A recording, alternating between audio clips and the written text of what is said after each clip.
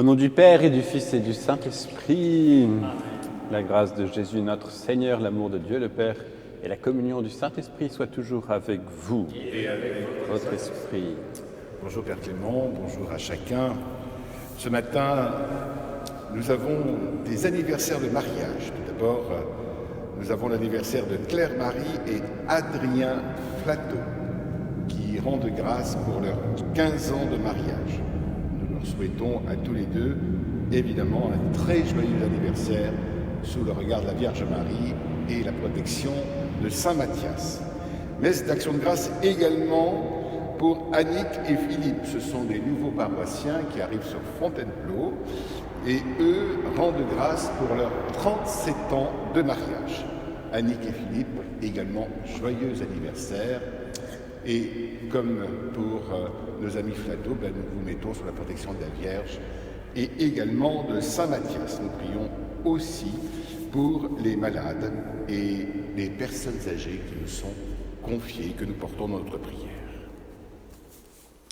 Eh bien, frères et sœurs, aujourd'hui nous fêtons Saint Matthias, cet apôtre que le Seigneur a choisi, que l'Esprit Saint a choisi pour compléter le collège des 12. À cette occasion, eh bien, nous prions aussi pour notre Église, afin qu'aujourd'hui le Seigneur, l'Esprit Saint, suscite aussi les apôtres dont nous avons besoin. Eh bien, entrons dans cette célébration en reconnaissant maintenant que nous sommes pécheurs. Je confesse à Dieu Tout-Puissant, je reconnais devant mes frères que j'ai péché en pensée, en parole, par action et par omission. Oui, j'ai vraiment péché. C'est pourquoi je supplie la Vierge Marie, les anges et tous les saints, et vous aussi mes frères, de prier pour moi le Seigneur votre Dieu. Que Dieu Tout-Puissant nous fasse miséricorde, qu'il nous pardonne nos péchés et nous conduise à la vie éternelle. Amen.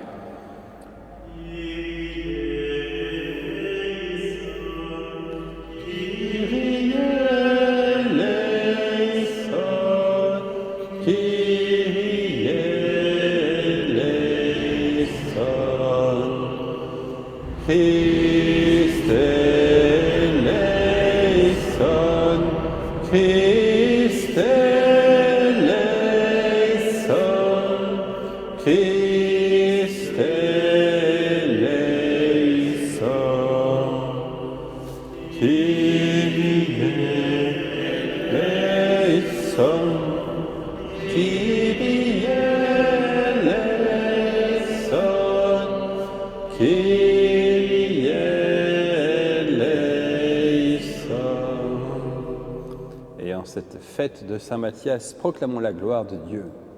Gloire à Dieu au plus haut des cieux, paix sur la terre aux hommes qui l'aiment. Nous te louons, nous te bénissons, nous t'adorons, nous te glorifions, nous te rendons grâce pour ton immense gloire. Seigneur Dieu, Roi du ciel, Dieu le Père Tout-Puissant, Seigneur Fils unique Jésus-Christ, Seigneur Dieu, agneau de Dieu, le Fils du Père, toi qui enlèves le péché du monde, prends pitié de nous. Toi qui t'enlèves le péché du monde, reçois notre prière. Toi qui es assis à la droite du Père, prends pitié de nous. Car toi seul est saint, toi seul est Seigneur, toi seul est le Très-Haut Jésus-Christ, avec le Saint-Esprit, dans la gloire de Dieu le Père. Amen. Prions le Seigneur.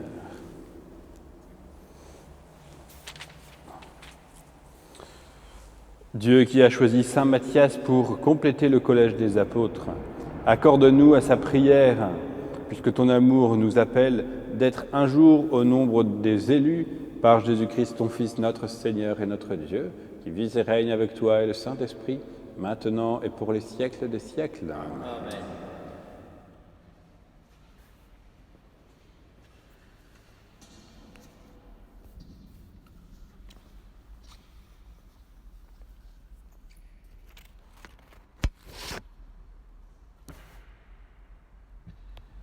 Lecture du livre des Actes des Apôtres. En ces jours-là, Pierre se leva au milieu des frères qui étaient réunis au nombre d'environ 120 personnes, et il déclara : Frères, il fallait que l'Écriture s'accomplisse. En effet, par la bouche de David, l'Esprit Saint avait d'avance parlé de Judas, qui en est venu à servir de guide aux gens qui ont arrêté Jésus. Ce Judas était l'un de nous et avait reçu sa part de notre ministère. Il est écrit au livre des psaumes que son domaine devienne un désert et que personne n'y habite, et encore qu'un autre prenne sa charge. Or, il y a des hommes qui nous ont accompagnés durant tout le temps où le Seigneur Jésus a vécu parmi nous, depuis le commencement, lors du baptême donné par Jean, jusqu'au jour où il fut enlevé d'auprès de nous. Il faut donc que l'un d'entre eux devienne avec nous témoin de sa résurrection. On en présenta deux, Joseph, appelé Barsabas, puis surnommé Justus, et Matthias. Ensuite, on fit cette prière. Toi, Seigneur, qui connais tous les cœurs, désigne lequel des deux tu as choisi pour qu'il prenne, dans le ministère apostolique, la place que Judas a désertée en allant à la place qui est désormais la sienne. On tira au sort entre eux et le sort tomba sur Matthias, qui fut donc associé par suffrage aux 11 apôtres. Parole du Seigneur.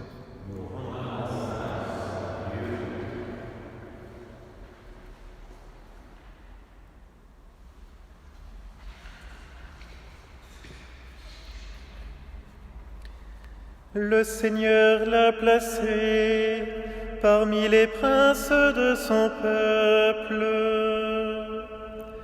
Le Seigneur l'a placé parmi les princes de son peuple. Louez, serviteurs du Seigneur, louez le nom du Seigneur. Béni soit le nom du Seigneur, maintenant et pour les siècles des siècles. Le Seigneur l'a placé parmi les princes de son peuple. Du levant au couchant du soleil, loué soit le nom du Seigneur. Le Seigneur domine tous les peuples, sa gloire domine les cieux. Le Seigneur l'a placé parmi les princes de son peuple. Qui est semblable au Seigneur notre Dieu? Lui, il siège là-haut, mais il abaisse son regard vers le ciel et vers la terre. Le Seigneur l'a placé parmi les princes de son peuple. De la poussière, il relève le faible, il retire le pauvre de la cendre, pour qu'il siège parmi les princes de son peuple. Le Seigneur l'a placé parmi les princes de son peuple. Alléluia, Alléluia, Alléluia, Alléluia, Alléluia, Alléluia, Alléluia. C'est moi qui vous ai choisi du milieu du monde, afin que vous alliez, que vous portiez du fruit, et que votre fruit demeure, dit le Seigneur. Alléluia, Alléluia, Alléluia, Alléluia, Alléluia, Alléluia, Alléluia.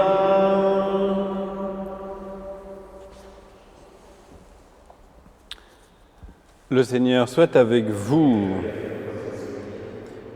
Évangile de Jésus-Christ selon saint Jean. En ce temps-là, Jésus disait à ses disciples, « Comme le Père m'a aimé, moi aussi je vous ai aimé. Demeurez dans mon amour.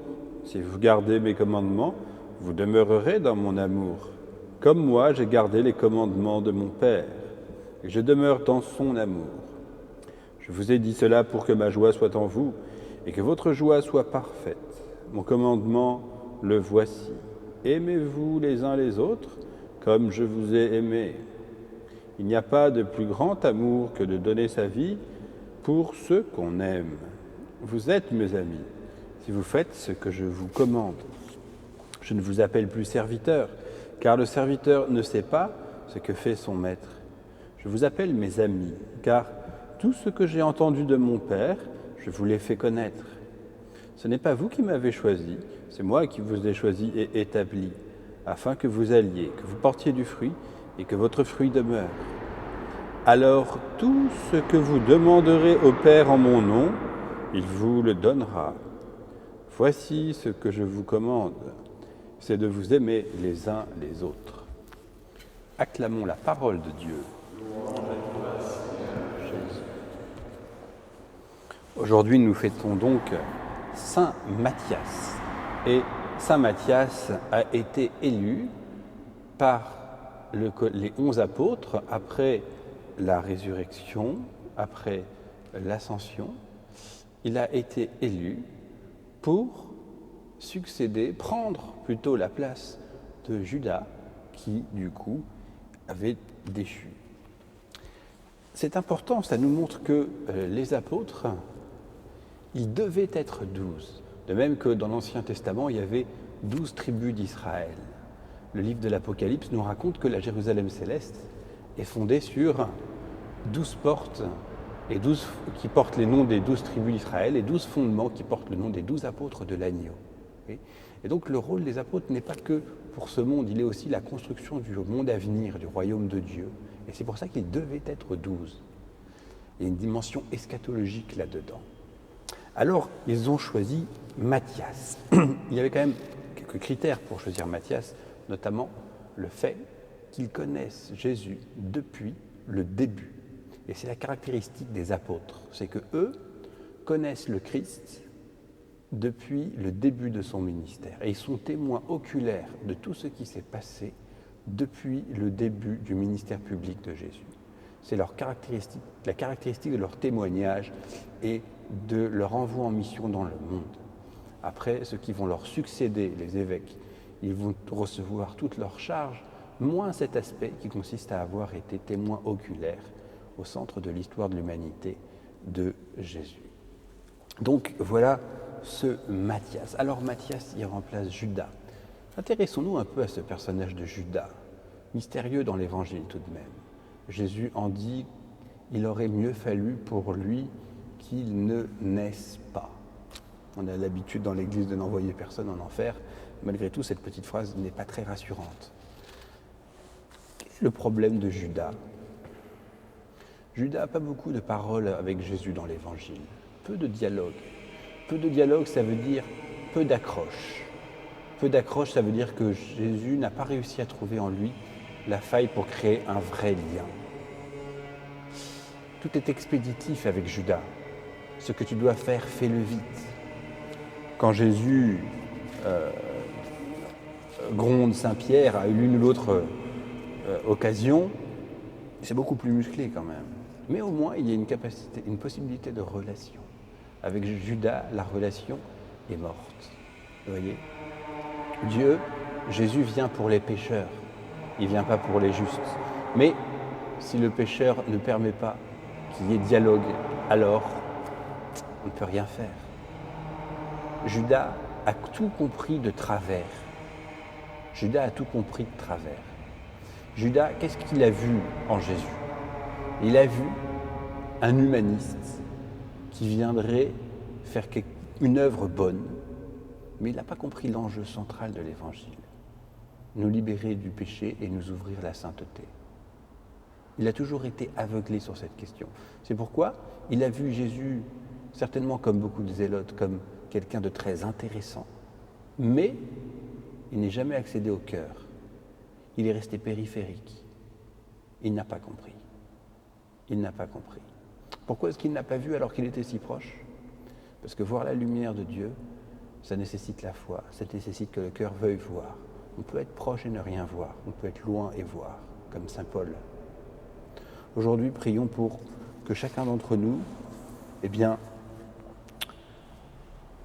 soyons capables dans l'Esprit Saint de reconnaître cette lumière de Jésus, cette vraie lumière, qui fait de lui pas simplement un homme bien, mais notre Sauveur, qui vient nous donner la sainteté et nous délivrant du péché. Amen.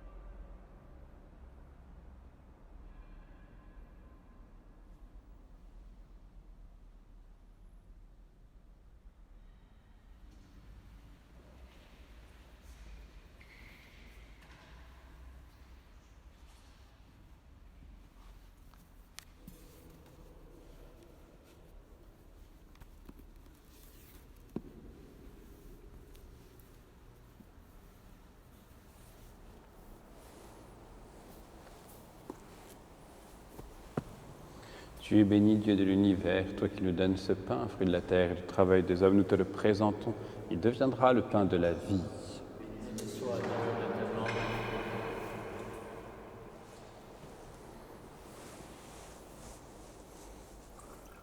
Comme c'est tous malheureux, qui sont réjouis à la divinité de suppliquer humanité. Tu es béni, Dieu de l'univers, toi qui nous donnes ce vin, fruit de la vigne et du travail des hommes, nous te le présentons. Il deviendra le vin du royaume éternel.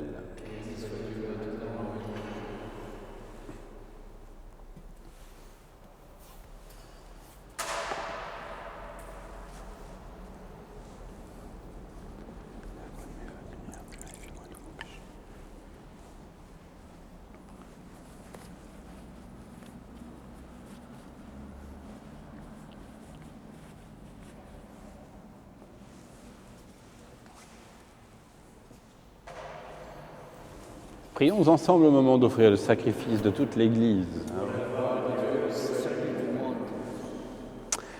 Reçois l'offrande que ton Église te présente, Seigneur, pour la fête de Saint Matthias. Donne-nous d'y puiser plus de force et de vigueur par Jésus le Christ notre Seigneur. Amen. Le Seigneur soit avec vous. Et avec votre esprit. Élevons notre cœur. Rendons grâce au Seigneur notre Dieu. Vraiment, il est juste et bon de te rendre gloire, de t'offrir notre action de grâce toujours et en tout lieu, à toi, Père très saint, Dieu éternel et tout-puissant. Tu n'abandonnes pas ton troupeau, pasteur éternel, mais tu le gardes par les apôtres sous ta constante protection. Tu le diriges encore par ces mêmes pasteurs qui le conduisent aujourd'hui au nom de ton Fils. Car c'est par lui que les anges célèbrent ta grandeur, que les esprits bienheureux adorent ta gloire, que s'inclinent devant toi les puissances d'en haut et tressaillent d'une même allégresse les innombrables créatures des cieux. À leur hymne de louange, laisse-nous joindre nos voix pour chanter et proclamer.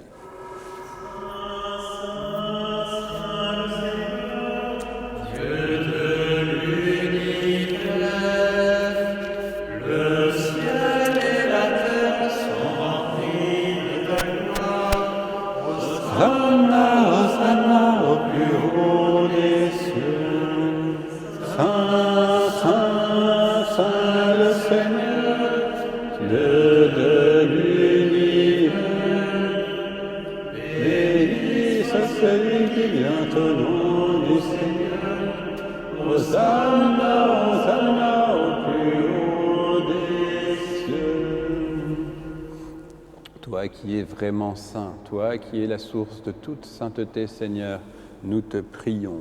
Sanctifie ces offrandes en répandant sur elles ton esprit, qu'elles deviennent pour nous le corps et le sang de Jésus, le Christ, notre Seigneur. Au moment d'être livré et d'entrer librement dans sa passion, il prit le pain, il rendit grâce, il le rompit et le donna à ses disciples en disant « Prenez et mangez-en tous, ceci est mon corps livré pour vous. »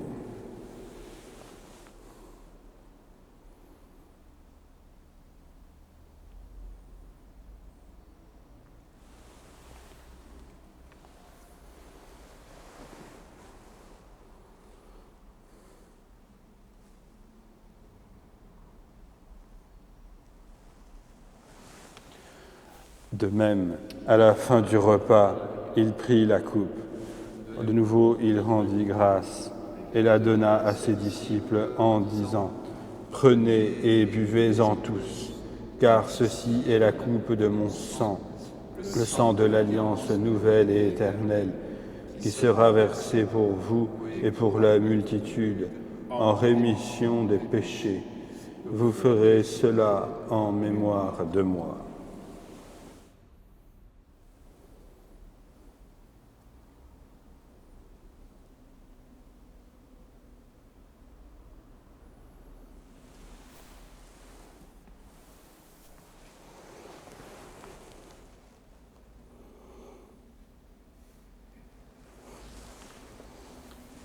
Il est grand le mystère de la foi.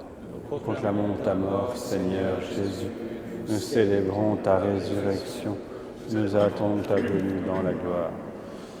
Faisant ici mémoire de la mort et de la résurrection de ton Fils, nous t'offrons, Seigneur, le pain de la vie et la coupe du salut.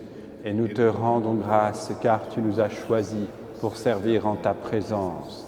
Humblement, nous te demandons qu'en ayant part au corps et au sang du Christ, nous soyons rassemblés par l'Esprit Saint en un seul corps. Souviens-toi, Seigneur, de ton Église répandue. Travers le monde, fais-la grandir dans ta charité avec le pape François, notre évêque Monseigneur Jean-Yves, et tous ceux qui ont la charge de ton peuple. Souviens-toi aussi de nos frères et sœurs qui se sont endormis dans l'espérance de la résurrection. Souviens-toi de tous nos frères qui nous prions dans cette Eucharistie d'une manière particulière. Souviens-toi de tous les hommes et les femmes qui ont quitté cette vie. Reçois-les dans ta lumière auprès de toi.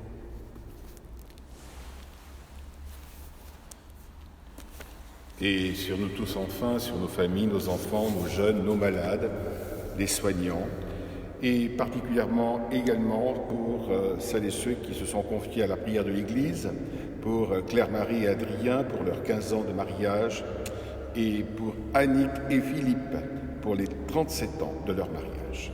Sur eux, comme sur nous, nous implorons ta bonté. Permets qu'avec la Vierge Marie, la bienheureuse Mère de Dieu, avec Saint Joseph, les apôtres et les saints de tous les temps qui ont vécu dans ton amitié, nous ayons part à la vie éternelle et que nous chantions ta louange par Jésus le Christ, ton Fils bien-aimé.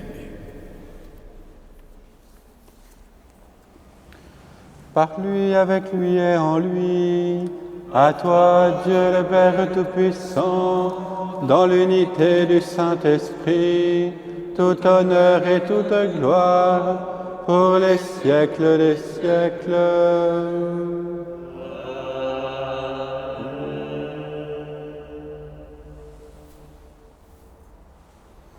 Comme nous l'avons appris du Sauveur et selon son commandement, nous osons dire « Notre Père qui es aux cieux, que ton nom soit sanctifié, que ton règne vienne, que ta volonté soit faite sur la terre comme au ciel.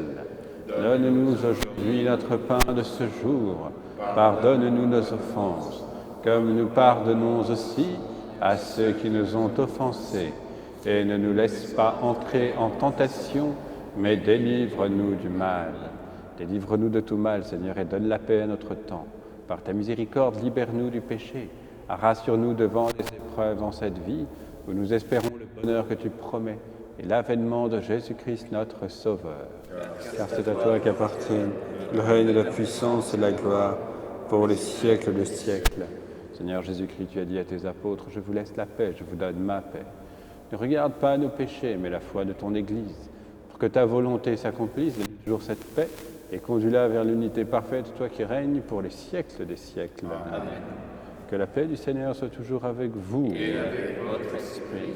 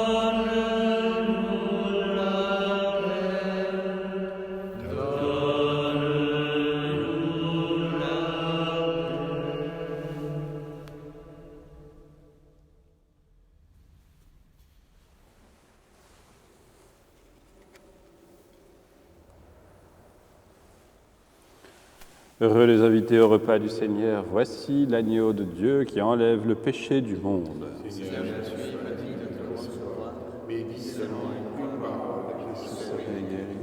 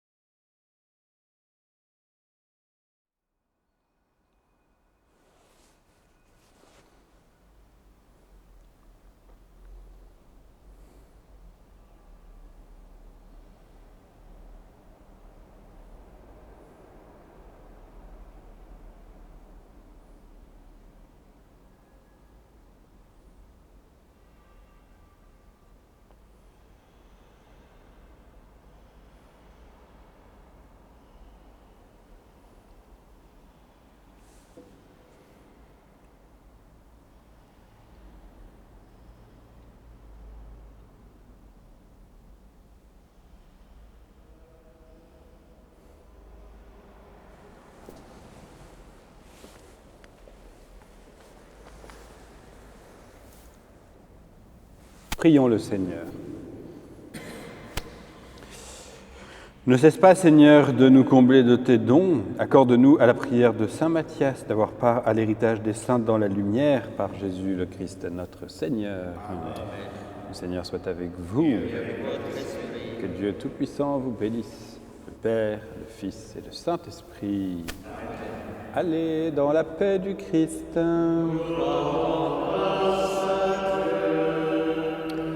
Bonne journée à tous.